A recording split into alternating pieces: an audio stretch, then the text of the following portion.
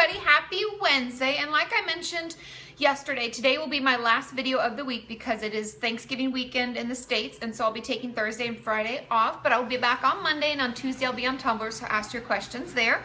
Now before I forget, I tweeted out yesterday the code for free shipping on my website. If you order 2 items or more, they've offered free shipping, and I believe it begins today or tomorrow, and so I think it was actually yesterday, and that's why I tweeted it out then, but I can't remember. So it's all in that tweet. If it's available now, it'll say it, and it has the little promo code that you need to use, and I think it's Xmas2 or something like that. So check out my Twitter feed, get the promo code. If you want to buy 2 or more items, you get shipping for free, which can really save you the extra, I don't even know, I think it's like $10 or something crazy. I forget how much I paid for all that stuff I just got, but it'll really help save you some buckaroos around the holidays. Now, another thing, I have some notes over here because I keep forgetting to mention these things. I'm also going to be co-hosting a group, an anxiety group in Westwood, and it's going to be coming up. It's in the Los Angeles area, obviously. Westwood is over near UCLA, for those of you who aren't familiar.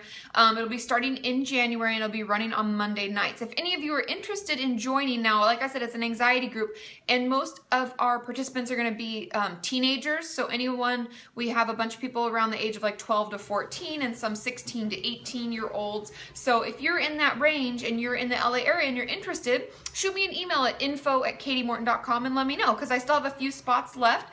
And I just want to make sure everybody who wants it knows about it and knows that it's available. And we'll be starting the Monday of Martin Luther King Jr. Day. I think it's like the 19th of January, the 16th of January, something like that. So anyway, if you're interested, let me know. Now, I have 3 questions today, and I've already been on the website at katiemorton.com and YouTube, so I've answered many of your questions and commented on many of your comments already, but I have 3 more, and I have a journal topic from Jill, so let's get going. So the first question says, "Hey Katie, I've come so far in my recovery from self-harm and suicidal ideations, but within the last week I have slipped back into hearing the negative self-harm and suicidal ideation voices in my head. It's debilitating, it's distracting, and I don't have any time to miss work now that I have a real job. I don't want to fall back into the darkness that I was in last year, so what's your advice?" Now, this happens to all of us. First, I want you all to know that struggling and kind of, peaking and waning and feeling like, oh, I'm doing great in my recovery, and then all of a sudden the urges come back is very normal. It can be many different reasons why it's happening. It could be the holidays, it could be the weather outside, it could be stressful situations around family or friends or money or any number of things that can make us just more stressed, not sleeping as well. It kind of brings our, not just immune system, but kind of like our emotional immune system down, and makes it harder for us to stop those urges from coming up and the thoughts from coming back. And so when this happens, what do?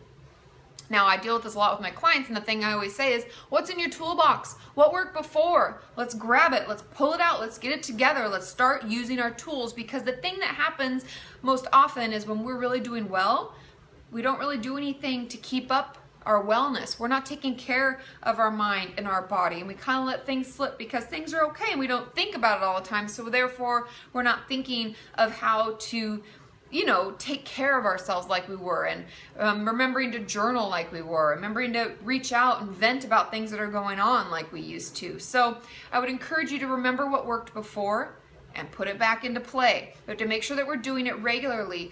Keeping up our healthy mind and healthy body is something we have to do every day. And I know that's really annoying. It sounds like a lot of work, but it's just, we're investing in ourselves. We're investing in bettering ourselves and helping ourselves get through some of the shitty, hard times. So that would be my number one word of advice. The second thing that I would offer in the same kind of vein as that is reaching out for extra support, joining a group, getting back in therapy, calling your therapist, anything like that to make sure that you have extra support, even talking to your friends and making sure you have plans to get together with them. Maybe it's the isolation that's making it worse. We need to kind of make sure we have all the support that we can possibly get, and then we're going to use our tools, okay? And if any of you have tools and tips and tricks that have helped you get out of this, can you let us know below? Because the more we share, the more we all benefit, right? Okay, now the second question that I have is, "Hey Katie, you mentioned in this video that one of your clients gave you a gift. What kind of things are appropriate to give your therapist, and at what times? Thanks." Now, I wanted to talk about this because the holidays are coming up, and I've heard from many of you that you like to give cards or gifts and you don't know what's appropriate to give a therapist. Honestly, as long as it is a small, thoughtful gift, I think it's fine.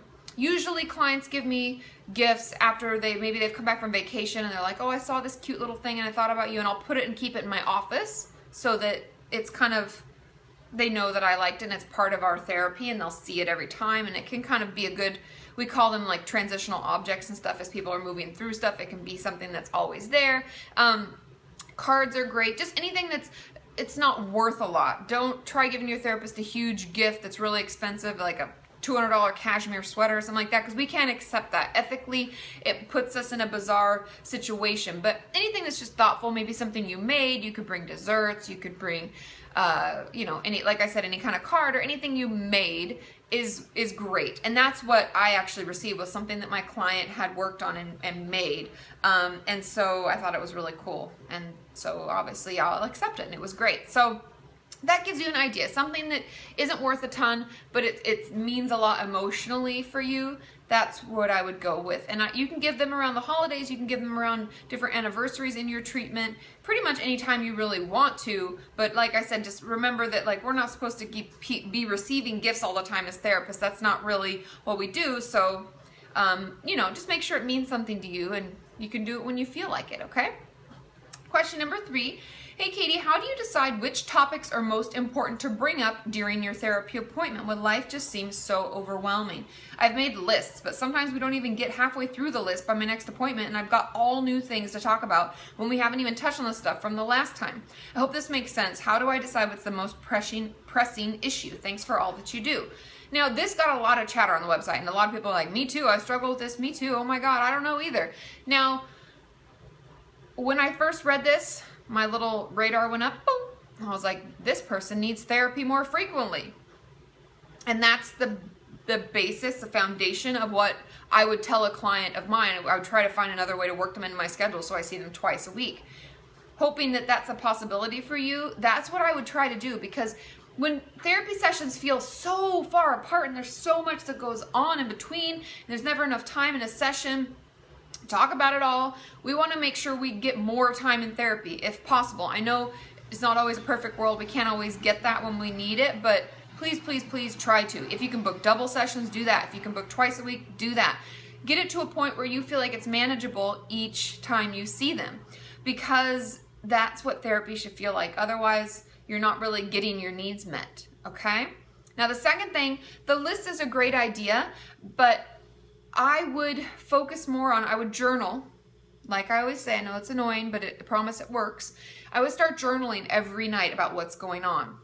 And before you go to therapy, I would read through your journal, and that would help. It helps you see what's been going on and what you've talked about the most, because you'll see in your journal if there's like a vein of discussion that you keep bringing up, like, and that test is coming up, it's really stressing me out, or and that stupid boy has been really bugging me, or that breakup I was going through, or I'm really struggling with my self-harm urges, or whatever it is. You'll see the vein of it running through every one of your journal entries. And so journaling really helps us keep a pulse on what's going on in our life and emotionally how we're doing. And then right before session, we can read through it and kind of see what's going on.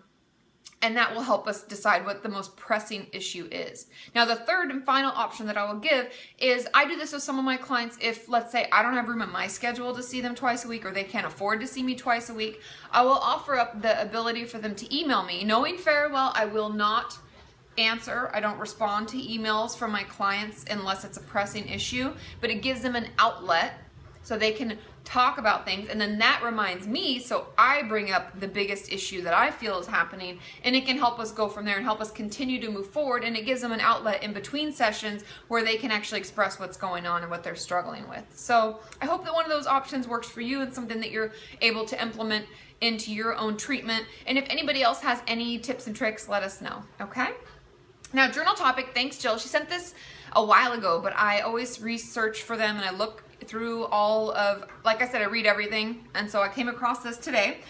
And she said that she came across this idea on her Facebook news feed. When faced with a difficult decision or situation, ask yourself, what would my favorite book or TV or movie character do? If you have a favorite one, like I'm a fan of Carrie from Sex and the City. I really like Sex and the City. I grew up watching it. Or I also like Kate Beckett from Castle, she kicks ass. You could pick a character, any character that you really like, that you feel would be a good character to, you know, potentially take action as.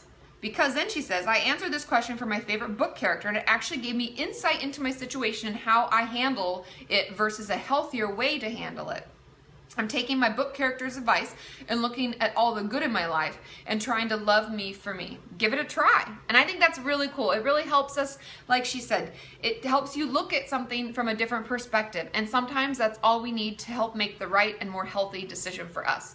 I love you all, and I want you all to know, whether you celebrate Thanksgiving or not, I want to let you know that I'm really thankful for each one of you, for our community.